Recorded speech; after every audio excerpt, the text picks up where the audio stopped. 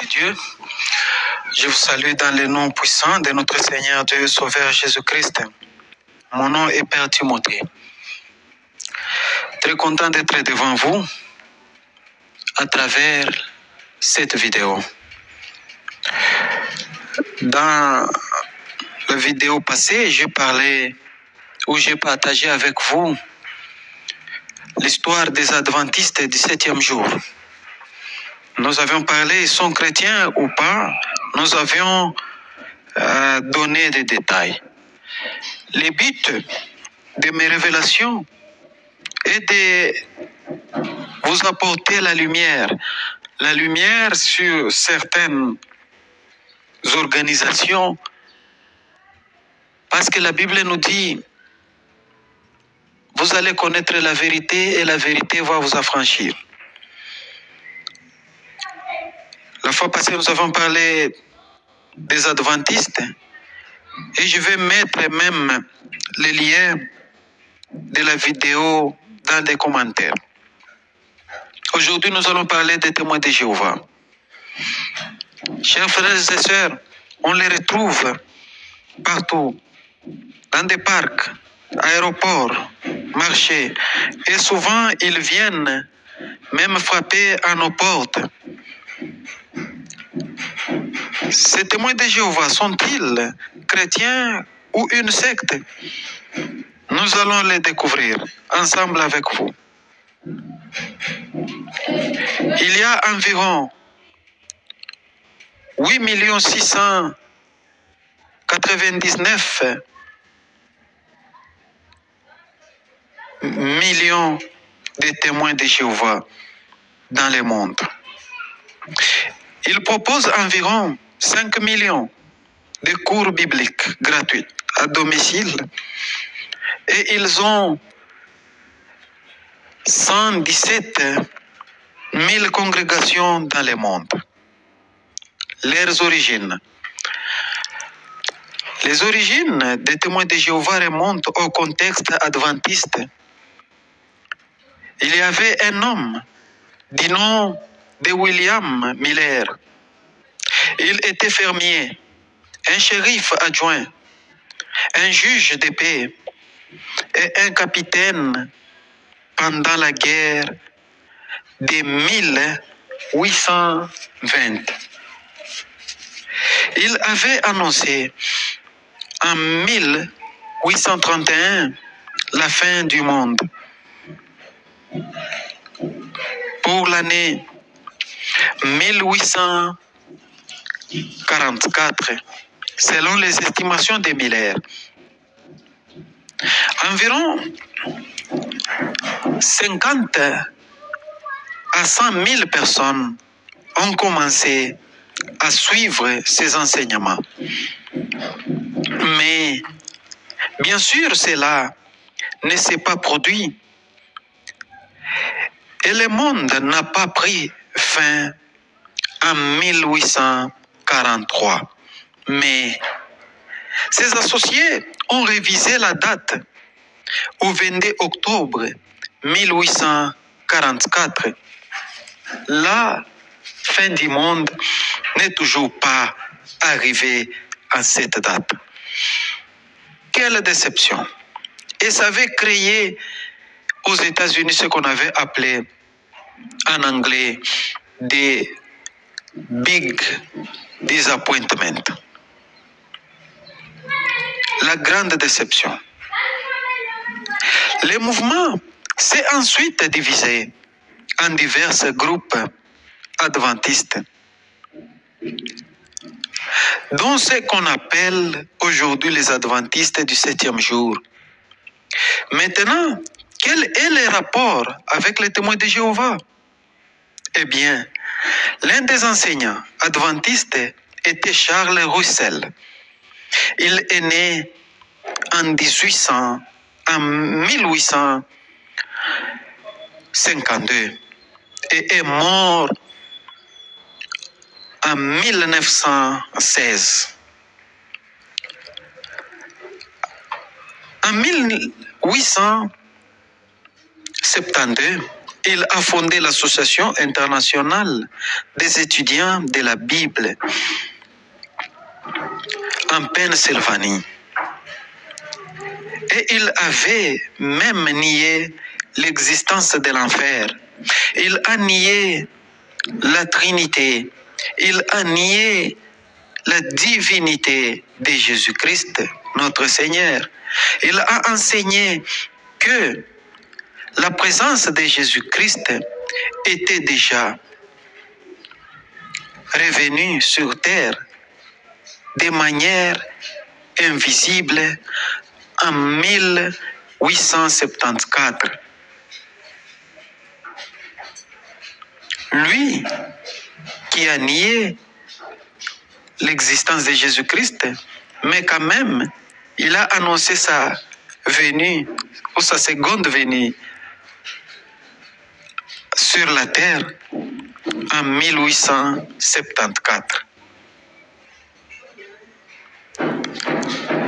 En 1878, et il établirait son royaume millénaire, visible en 1914. Russell a fondé la Société de la Tour de Garde, en anglais Watchtower Bible and Tract Society de Pennsylvanie. En 1884, il s'est nommé lui-même président. Il avait même déplacé le siège de son mouvement à Brooklyn, à New York. Russell s'attendait à être enlevé au ciel avec ses disciples en 1878, mais cela ne s'est pas produit. Russell a alors donné un nouvel enseignement. Oui, il s'était encore trompé sur le fait que les saints vivaient ou les saints vivants iraient au ciel. Mais ce qui s'était réellement passé en 1878, d'après Russell. D'après lui, l'année 1878 était la date à laquelle les morts avaient été amenés au ciel.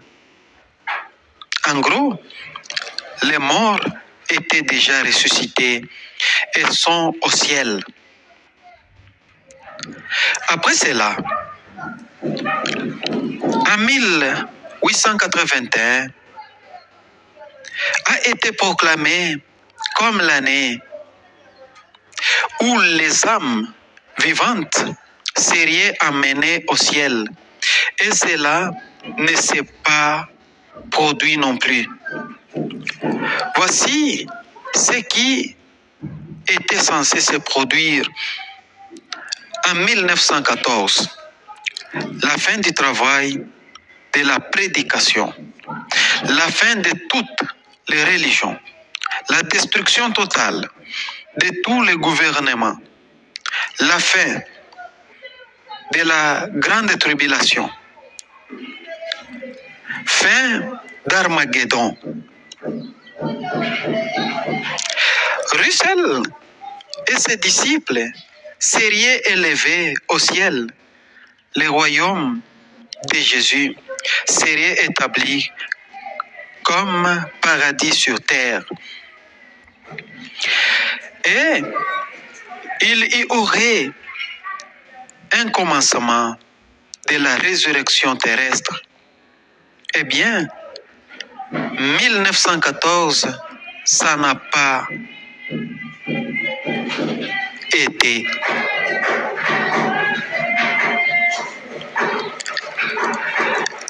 Et 1915 a été revendiqué, mais cela ne s'est pas produit non plus. Puis Russell a commencé à nier avoir affirmé définitivement que 1914 serait l'année.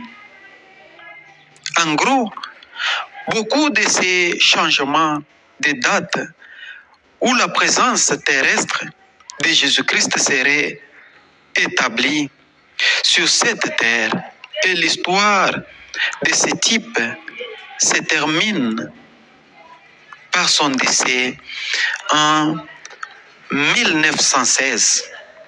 En 1917, Joseph Franklin Rutherford a pris le relais en tant que président de cette organisation ou de l'organisation des témoins de Jéhovah et en a fait changer le nom du mouvement en témoin de Jéhovah. Rutherford a traduit cette date de 1914, mais n'a pas eu de chance pour prédire la fin du monde. Chers frères et sœurs, comme vous le voyez, l'enseignement fondamental qui est venu de ces messieurs qui parlaient de la fin du monde, puis un autre type a pris et a commencé à fixer des doctrines vraiment bizarres, ont commencé à se propager. Eh bien, sur toutes ces prédictions étaient complètement fausses. Ce n'est pas seulement mon opinion, mais sur la base des enseignements de l'Écriture. Les témoins de Jéhovah ne sont pas des chrétiens. Ils ne sont pas des chrétiens bibliques, ni des disciples de Jésus-Christ, notre Seigneur. Et voici les différentes raisons que je vais donner. Pour continuer, chers frères et sœurs, aimez la vidéo, partagez-la avec tes proches. Si vous êtes nouveau sur la chaîne, veuillez vous abonner, activer la cloche de notification pour être notifié lors de nos prochaines publications. Merci pour ceux qui le font. 1. Les témoins de Jéhovah croient que Jésus-Christ était le premier être que Jéhovah a créé. Jéhovah a ensuite créé toutes choses par Michel Jésus, l'archange. Pour eux, Jésus-Christ n'est pas Dieu, mais nous les chrétiens, on ne croit pas à cela. Nous les chrétiens, nous croyons que Jésus-Christ est le Fils de Dieu, donc il est Dieu. Vous pouvez lire Philippiens chapitre 2, du 6e au 11e verset. Jésus-Christ, notre Seigneur, est pleinement homme. Par conséquent, sur la question fondamentale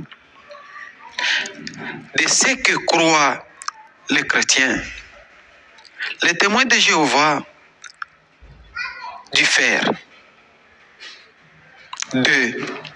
Les témoins de Jéhovah croient que Jésus-Christ, notre Seigneur, ne doit pas être adoré. Ils disent, nous n'adorons pas Jésus-Christ, car nous ne croyons pas qu'il est Dieu Tout-Puissant. C'est tiré de leur site web. Vous pouvez visiter leur site web et vous allez découvrir cette vérité.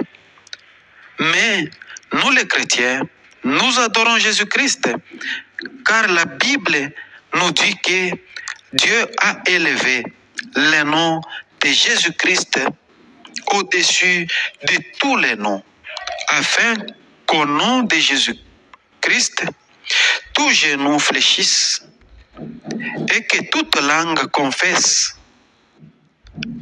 Philippiens chapitre 2, du 9e au 11e verset. Nous voyons que les disciples de Jésus-Christ ont adoré Jésus-Christ après sa résurrection d'entre les morts.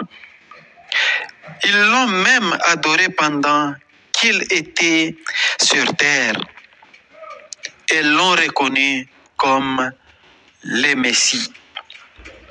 3.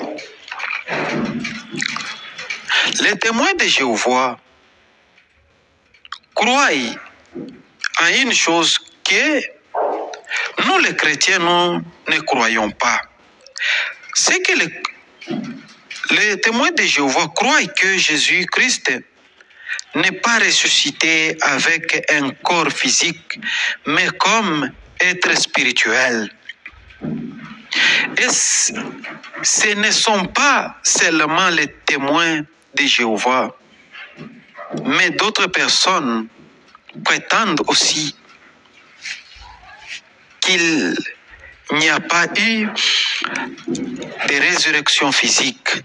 Or, pour nous les chrétiens, la résurrection physique est très importante, car nous reconnaissons que Dieu a créé ce monde physique, il a créé nos corps physiques et le péché est entré dans ce monde. À cause de cela, la mort est aussi entrée dans le monde. À cause de cela, nous mourons. Et Jésus-Christ est venu restaurer toutes choses par sa mort sur la croix. Il nous réconcilie avec Dieu le Père. Et Jésus-Christ devient les prémices de ce qui est à venir. C'est-à-dire que nous serons, nous aussi, ressuscités d'entre les morts physiquement et pas seulement spirituellement. Quand Jésus était ressuscité d'entre les morts, nous voyons qu'il avait même mangé de la nourriture avec ses disciples. L'esprit ne mange pas la nourriture physique. Luc chapitre 24, 36 au 43e verset. Et ils ont pu mettre leurs doigts dans certaines parties de son corps où il avait des clous auparavant. Et Jésus-Christ était physiquement présent. Son corps physique était un corps glorieux ou glorifié. Il était capable de se déplacer d'un endroit à un autre. Il pouvait disparaître, mais tout ça, c'est quand même un corps physique ressuscité. Il n'est pas seulement un esprit, et il conservera en effet ce corps physique humain pour l'éternité. Il a ajouté l'humanité et il est devenu comme nous, mais sans péché. pleinement Dieu et pleinement humaine.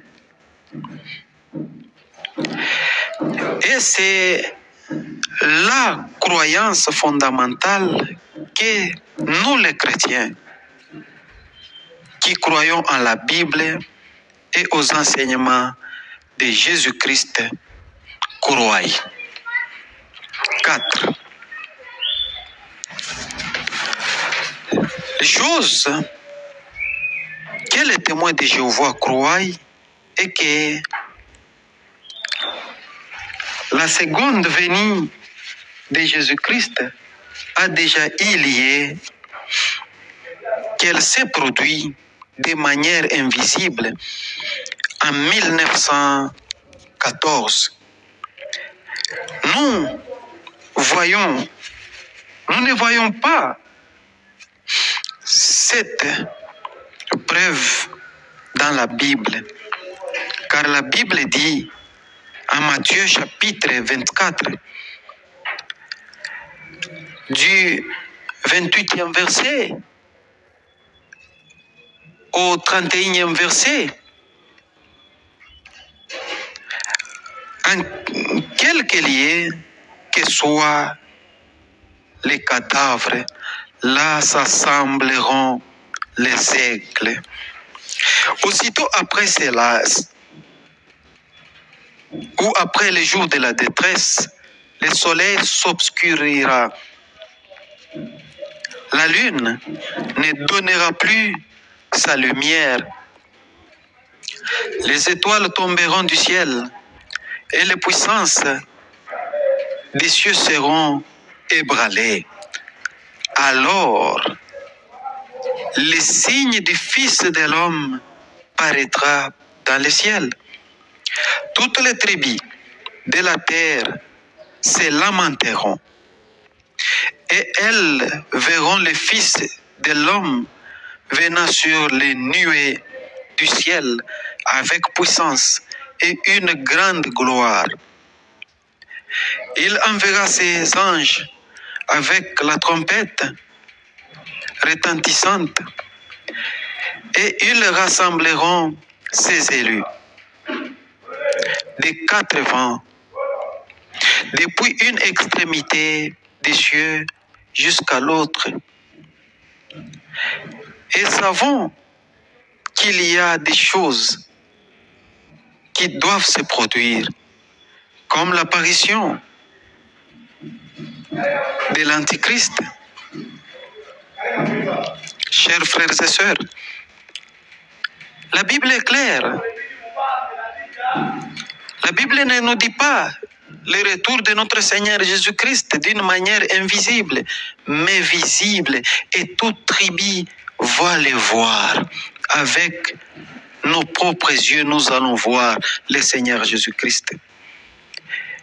Et avant, il y a des tribulations, il y a l'apparition de l'Antichrist, l'apostasie, la reconstruction du temple de Jérusalem, où l'Antichrist siégera dans ce temple. Il aura une tromperie des masses et la grande tribulation.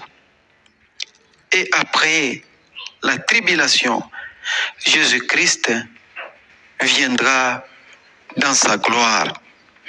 Mais personne n'a vu tout cela se produire. Cela ne veut pas dire que nous ne traversons pas des tribulations ou des difficultés. Cela ne signifie pas non plus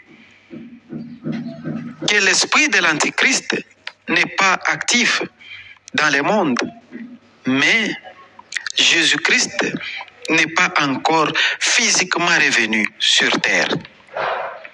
Nous n'avons pas vu ses pieds se poser sur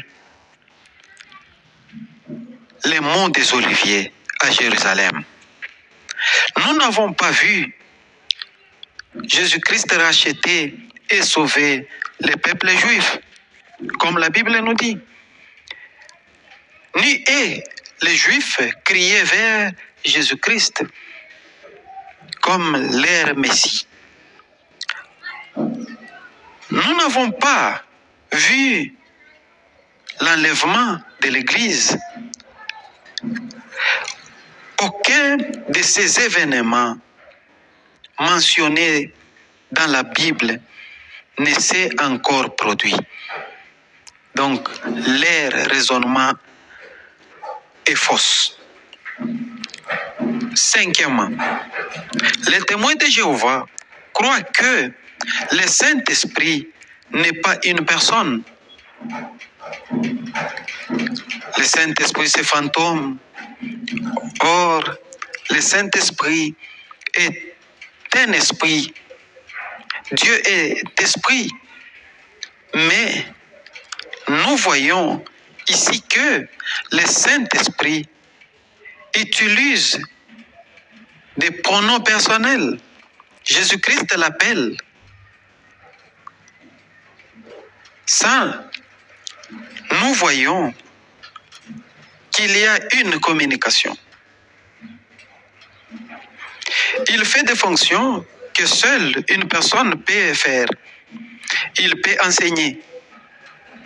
Jean chapitre 14, le 26e verset. Il peut guider. Il peut convaincre.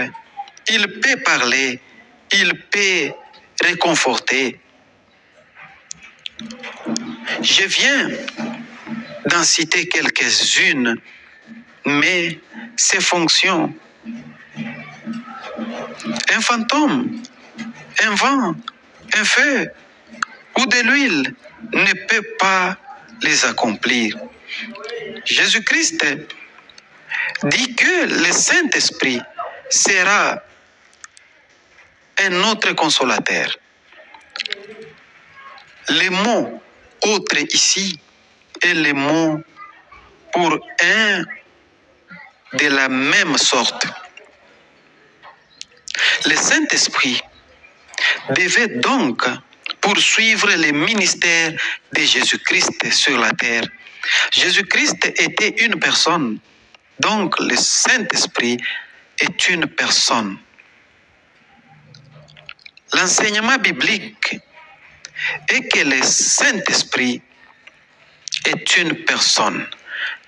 Jésus-Christ est une personne et Dieu, le Père, est une personne. Un Dieu, personne. 6. Les témoins de Jéhovah croient qu'il n'y a pas de Trinité. Il n'y a qu'un seul Dieu, Jéhovah. C'est vrai, il n'y a qu'un seul Dieu, mais c'est Dieu à 3 personnes. 1 à 3, nous voyons cela tout au long de l'Ancien Testament. Et nous les voyons, vraiment mis en évidence dans le Nouveau Testament. Les témoins de Jéhovah et les musulmans ont du mal avec la Trinité. Ils se posent la question de savoir comment peut-il avoir un Dieu et 3 dieux? Et certaines personnes pensent que les chrétiens font un culte à plusieurs dieux parce qu'ils ont Dieu Jésus, Dieu le Père et Dieu le Saint-Esprit. Comment peut-il y avoir un Dieu, 3 personnes? Cela ne signifie pas que vous pourrez mettre tout ce qui concerne Dieu dans votre cervelet ou cerveau de la taille d'une cacahuète et le comprendre. Et je ne voudrais pas d'un Dieu que je peux comprendre non plus, mais Dieu se révèle dans l'Écriture comme un Dieu, un en essence et trois en personne. Car il y a à trois qui rendent témoignage dans le ciel. Le Père, la parole, l'Esprit Saint, et ces trois sont un. Nous les trouvons en 1 Jean, chapitre 5, le 7e verset. Septième chose, que les témoins de Jéhovah croient et que nous les chrétiens, nous ne croyons pas. Les témoins de Jéhovah croient que le salut se fait par la foi et surtout par les œuvres. Et il faut appartenir à l'organisation des témoins de Jéhovah ou la société de la tour de garde. Il faut sortir pour faire des convertis et il faut aussi respecter toutes les règles que l'organisation fait. Et c'est ainsi que vous êtes sauvés, chers frères et sœurs dans le Seigneur. La Bible nous enseigne le contraire. Nous sommes sauvés par la grâce et par la foi.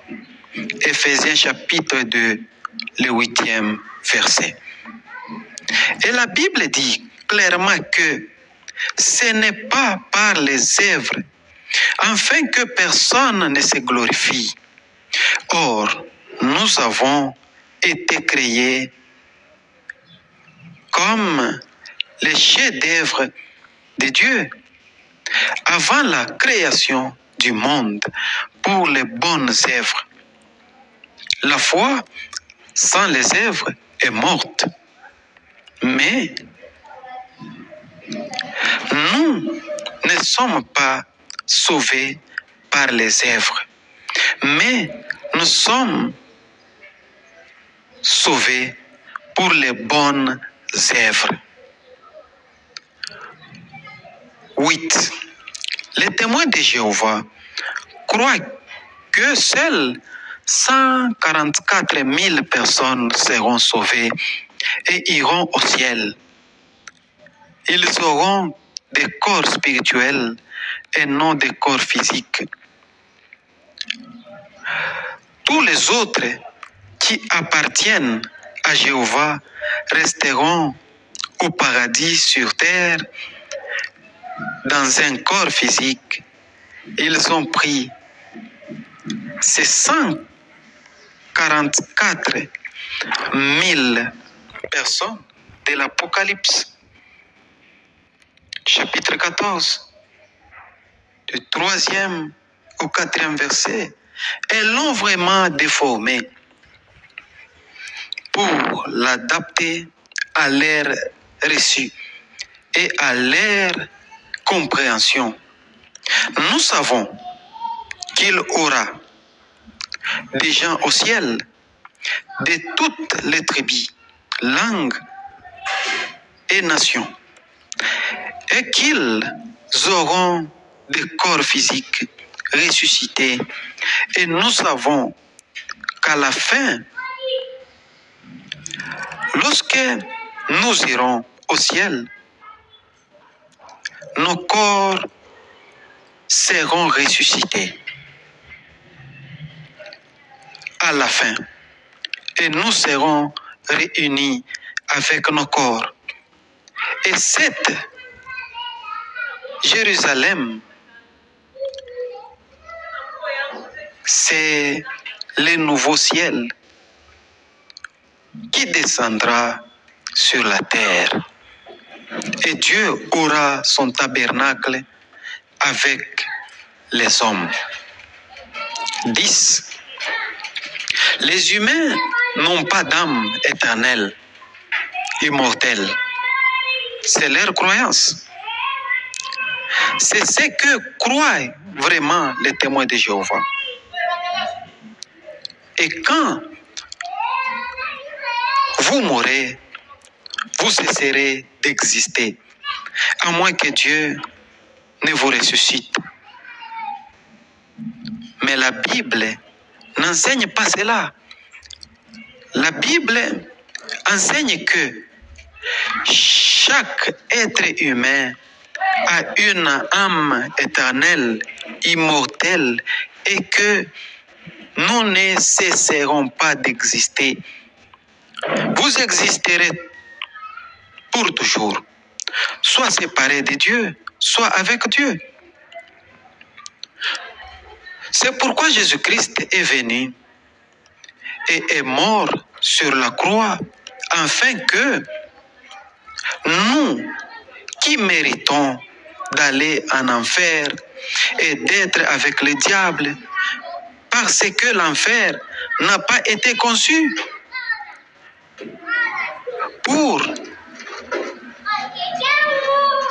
il a été par Dieu pour les diables et ses anges, qu'on appelle démons. Nous allons en enfer par défaut, à cause de nos péchés. Nous sommes nés pécheurs et nous continuons à pécher. Mais la Bible nous dit, le salaire du péché, c'est la mort. Romains chapitre 6, le 23e verset. Ou la séparation avec Dieu. Et l'enfer est en quelque sorte vous et moi qui obtenons un monde sans Dieu, pas de lumière, pas d'amour, pas de communauté, pas de paix, pas de joie, pas de savoir ou de souvenirs de Dieu et pas de présence de Dieu. C'est ça l'enfer. Dieu enlève tout ce qui les concerne et crée un endroit où vous pouvez avoir un endroit sans lui. Chers frères et sœurs, certains d'entre vous diront peut-être, eh bien, sur cette terre, je n'ai pas Dieu. Oui, vous vivez encore dans le monde où sa présence, son omniprésent est là. Il soutient la terre, les lois, tout est soutenu par sa parole. Et vous faites encore l'expérience du soleil,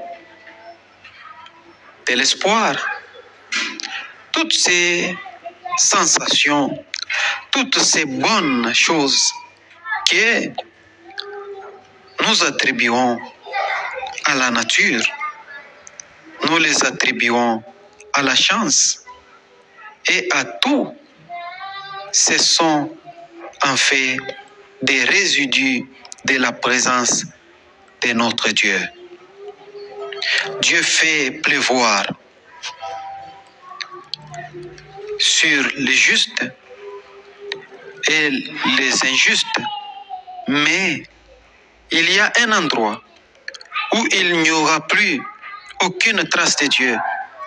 Et pour ceux d'entre vous qui cherchent à avoir un endroit où Dieu n'est pas là, eh bien, l'enfer sera spécialement conçu pour cela. Mais vous ne le voudriez pas, car c'est sombre, c'est déconnecté de Dieu, c'est très chaud et les vers ne meurent pas.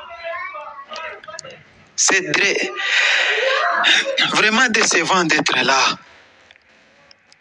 C'est déprimant. C'est plus sombre que la plus sombre des ténèbres. La meilleure chose dont vous avez besoin, dont nous avons besoin, c'est le salut pour que nous puissions passer de l'éternité avec l'amour, la lumière et avec Dieu. Et cela peut se faire que par Jésus-Christ notre Seigneur. Vous vivrez toujours.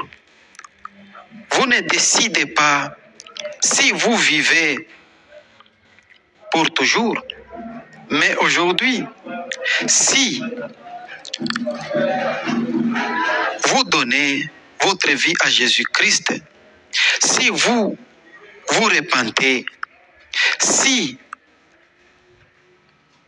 vous abandonnez vos péchés, vous pouvez vivre pour toujours avec le Seigneur Jésus-Christ. La 10e chose et la dernière, que croient les témoins de Jéhovah, c'est qu'il n'y a pas d'enfer. La Bible enseigne clairement qu'il y a un enfer. Matthieu, chapitre 13, le verset 50, chapitre 18, le verset 8, chapitre 25, le verset 41, chapitre 5, le 22e verset, chapitre 18, le 9e verset, même Luc, chapitre 16, le 24e verset. Jésus-Christ a enseigné plus sur l'enfer que sur le ciel. Si vous avez suivi le ministère de Jésus, vous auriez entendu des références constantes aux ténèbres de l'extérieur, à la séparation éternelle et à la condamnation éternelle. Matthieu, chapitre 22, le 13e verset. Il n'est pas étonnant qu'il soit venu donner sa vie et mourir pour que nous n'allions pas dans cet endroit horrible. Je recommence à reconnaître une personne qui, par sa croyance, chers frères et sœurs, je me rappelle d'un homme que j'ai rencontré dans un pays étranger, un bouddhiste qui est allé en enfer en étant bouddhiste. Et par la grâce de Dieu, parce que les gens ont prié amèrement pour lui, il a été secouru par le Seigneur et il est revenu dans son corps, donc revenu à la vie. Puis il a donné sa vie à Jésus-Christ. Il nous a rencontrés. L'enfer, comment elle est. Vraiment, l'enfer n'est pas un endroit où vous voulez aller, mais c'est un endroit réel. L'enfer est réel